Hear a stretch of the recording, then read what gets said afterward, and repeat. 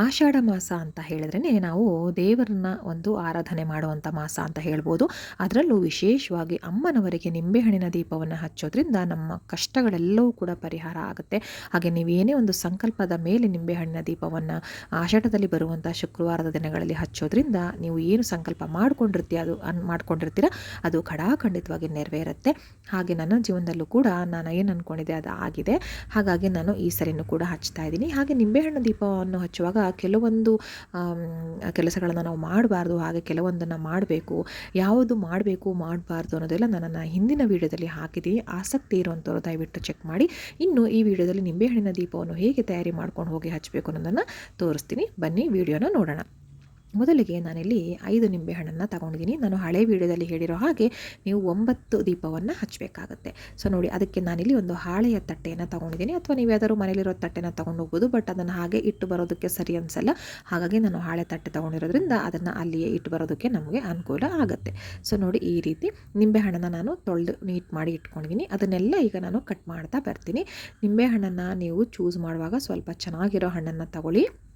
ಯಾಕಂದರೆ ನಮಗೆ ಒಳ್ಳೆ ರೀತಿ ಹಣ್ಣುಗಳಿಂದ ನಿಂಬೆಹಣ್ಣಿನ ದೀಪವನ್ನು ಹಚ್ಚೋದ್ರಿಂದ ನಮಗೆ ತುಂಬಾ ಅನುಕೂಲ ಆಗುತ್ತೆ.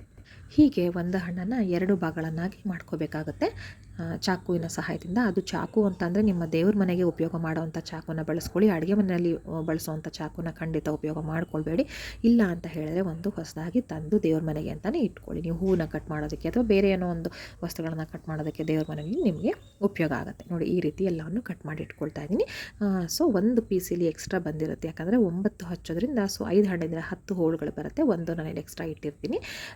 ಒಂದು ಹಣ್ಣು ಎಕ್ಸ್ಟ್ರಾ ತಂದಿಟ್ಕೊಂಡ್ರೆ ಒಳ್ಳೆಯದು. ಸೊ ಈಗ ನಾನಿಲ್ಲಿ ಒಂದು ಬೌಲ್ಗೆ ನಾನಿಲ್ಲಿ ನಿಂಬೆಹಣ್ಣನ್ನು ಹಿಂಡ್ಕೊಳ್ತಾ ಇದ್ದೀನಿ. ಇದನ್ನು ಯಾಕೆ ಸಪ್ರೇಟಾಗಿ ಹಿಂಡ್ಕೊಳ್ತಾ ಇದ್ದೀನಿ ಅಂತ ನಾನಿಲ್ಲಿ ತೋರಿಸ್ತಾ ಇದ್ದೀನಿ.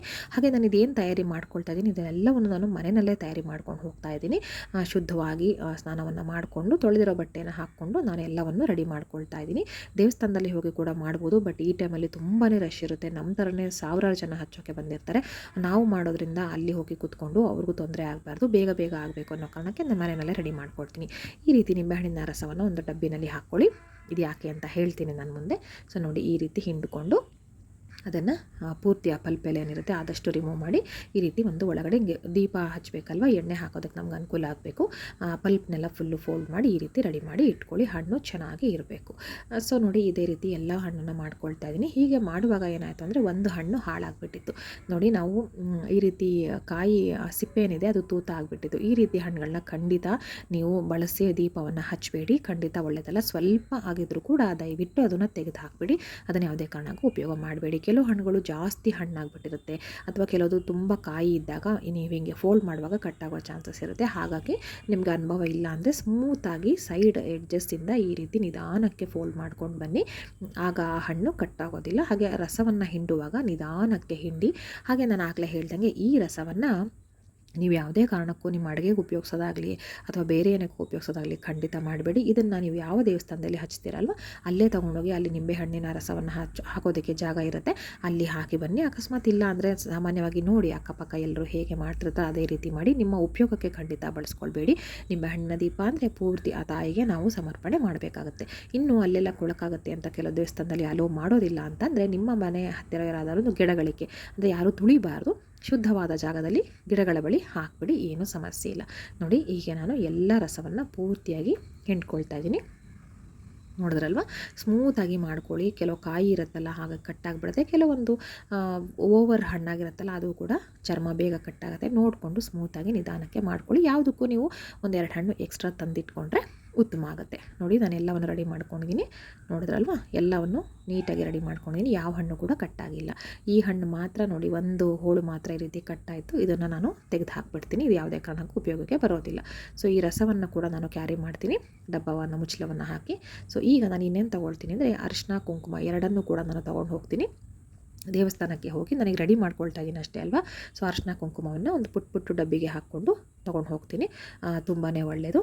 ನೋಡಿ ಈ ರೀತಿಯಲ್ಲಿ ಕವರೋ ಡಬ್ಬಿನೋ ಯಾವುದ್ರಲ್ಲಾದರೂ ಕೂಡ ನೀವು ಆರಾಮಾಗಿ ಹಾಕ್ಕೊಂಡು ಹೋಗ್ಬೋದು, ಅಲ್ಲಿ ನೀವು ರೆಡಿ ಮಾಡ್ಕೊಳ್ಬೋದು.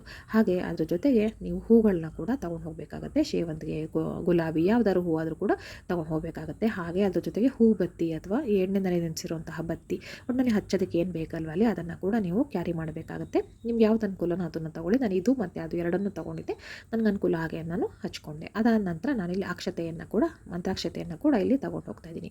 ಇನ್ನು ದೇವಸ್ಥಾನಕ್ಕೆ ಹೋದ ನಂತರ ನೋಡಿ ಹಾಳೆ ಏನು ತೊಗೊಂಡಿರ್ತಾರೆ, ಹಾಳೆಯ ತಟ್ಟೆ, ಅದಕ್ಕೆ ಮೊದಲು ಸ್ವಲ್ಪ ಅರಿಶಿನ, ಸ್ವಲ್ಪ ಕುಂಕುಮ, ಹಾಗೆ ಒಂದು 4 ಕಾಳು ಅಕ್ಷತೆಯನ್ನು ಹಾಕ್ಕೊಳ್ತಾ ಇದ್ದೀನಿ. ಇದನ್ನೆಲ್ಲ ನೀವು ಮನೆಯಲ್ಲಿ ರೆಡಿ ಮಾಡೋಕ್ಕಾಗೋದಿಲ್ಲ, ಹಾಗಾಗಿ ದೇವಸ್ಥಾನದಲ್ಲೇ ರೆಡಿ ಮಾಡ್ಕೋಬೇಕಾಗುತ್ತೆ.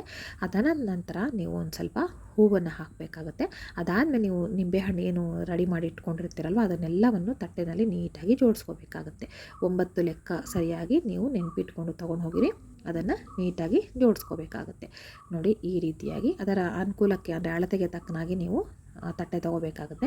ಅದಾದ ನಂತರ ನೀವು ಎಲ್ಲ ಒಂದು ನಿಂಬೆಹಣ್ಣು ಇದಕ್ಕೆ ಹಾಗೆ ಹಾಳೆ ತಟ್ಟೆ ಏನಿರುತ್ತೆ ಅದಕ್ಕೆ ಅರಿಶಿನ, ಕುಂಕುಮ ಎಲ್ಲವನ್ನು ಹಚ್ಚಬೇಕಾಗುತ್ತೆ.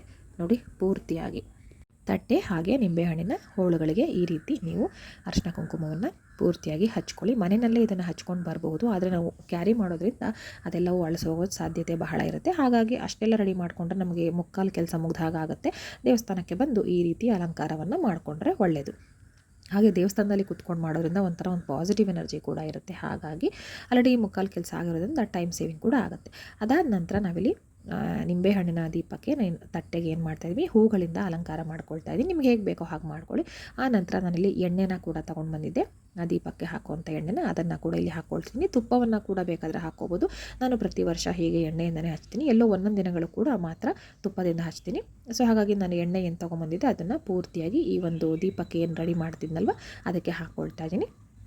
ಸೊ ನೋಡಿ ಈ ರೀತಿಯಾಗಿ ಪೂರ್ತಿಯಾಗಿ ಹಾಕ್ಕೊಳ್ಳಿ. ತುಂಬ ಹೊತ್ತು ಅಲ್ಲಿ ಅದು ತಾಯಿ ಮುಂದೆ ಉರಿಬೇಕು ಆ ರೀತಿ. ಆ ನಂತರ ನಾನಿಲ್ಲಿ ಬೇರೆ ಬತ್ತಿನ ಕೂಡ ತೊಗೊಂಡಿರ್ತೀನಿ ಅಂತ ಹೇಳಿದ್ನಲ್ಲ, ಆ ರೀತಿ ಇಲ್ಲಿ ಎಳೆ ಬತ್ತಿನ ತೊಗೊಂಬಂದಿದ್ದೆ. ಅದನ್ನು ಆಲ್ರೆಡಿ ಎಣ್ಣೆಯಲ್ಲಿ ನೆನೆಸಿಟ್ಟು ತಂದಿದ್ದು, ಅದನ್ನು ಇಲ್ಲಿ ಎಲ್ಲ ಒಂದು ನಿಂಬೆಹಣ್ಣು ದೀಪಗಳಿಗೆ ನೀಟಾಗಿ ಹಾಕ್ಕೊಳ್ತಾ ಇದ್ದೀನಿ.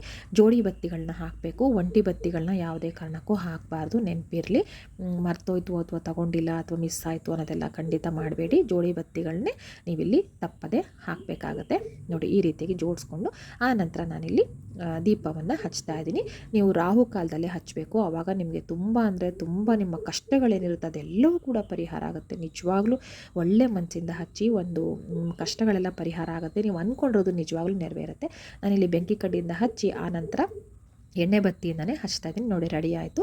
ನಾನಿಲ್ಲಿ ದೇವಸ್ಥಾನಕ್ಕೆ ಹೋಗಿದ್ನಲ್ವ, ಅಲ್ಲೇ ನಾನು ದೇವರ ಮುಂದೆ ಇದನ್ನು ಆರತಿ ಮಾಡಿದೆ. ತುಂಬ ಅಂದರೆ ತುಂಬ ಖುಷಿಯಾಯಿತು. ನಿಮ್ಮ ಸಂಕಲ್ಪ ಏನಿರುತ್ತೆ ಅದೆಲ್ಲವೂ ಕೂಡ ನೆರವೇರುತ್ತೆ. ಹಾಗಾಗಿ ತಪ್ಪದೆ ಆಷಾಢದಲ್ಲಿ ಬರುವಂತಹ 4 ಶುಕ್ರವಾರ ಇದರಲ್ಲಿ ಒಬ್ಬರೇ ಹಚ್ಚಬೇಕು ನಿಂಬೆಹಣ್ಣು ದೀಪನ, ಇಬ್ಬರು ಹಚ್ಚಬಾರ್ದು. ಇದನ್ನು ಆನಂತರ ನೀವು ಆರತಿ ಬೆಳಗ್ಗೆ ಇಡ್ತೀನಿ, ಒಂದು ಕಡೆ ಇಟ್ಟು ಆಮೇಲೆ ಹೂಗಳನ್ನೆಲ್ಲ ತೆಗಿತೀನಿ. ಹೂಗಳು ಸುಡಬಾರ್ದಲ್ವ, ಹಾಗಾಗಿ ಹೂಗಳೆಲ್ಲ ತೆಗೆದು ಆ ನಂತರ ಆರೋಗಿರುತ್ತಲ್ವ, ಯಾಕಂದರೆ ತುಂಬ ಅಂದರೆ ತುಂಬ ಗಾಳಿ ಇರುವಂತಹ ಮಾಸ ಆಷಾಢ ಮಾಸ, ಅದು ಓಪನ್ ಥರ ಬೇರೆ ಇರುತ್ತಲ್ಲ ಏರಿಯಾ, ಹಾಗಾಗಿ ಫುಲ್ಲು ಆರೋಗೋ ಚಾನ್ಸ್ ಇರುತ್ತೆ. ಮತ್ತು ದೀಪವನ್ನೆಲ್ಲ ಹಚ್ಚಿ ನಾನು ನೀಟಾಗಿ ಮಾಡಿ ಇಟ್ಟು ಬಂದೆ. ನೀವೆಲ್ಲರೂ ಕೂಡ ಆಷಾಢ ಮಾಸದಲ್ಲಿ ಶುಕ್ರವಾರದ ದಿನ ರಾಹುಕಾಲದಲ್ಲಿ ದೀಪ ಹಚ್ಚಿ ಎಲ್ರಿಗೂ ಒಳ್ಳೆಯದಾಗಲಿ. ಧನ್ಯವಾದಗಳು.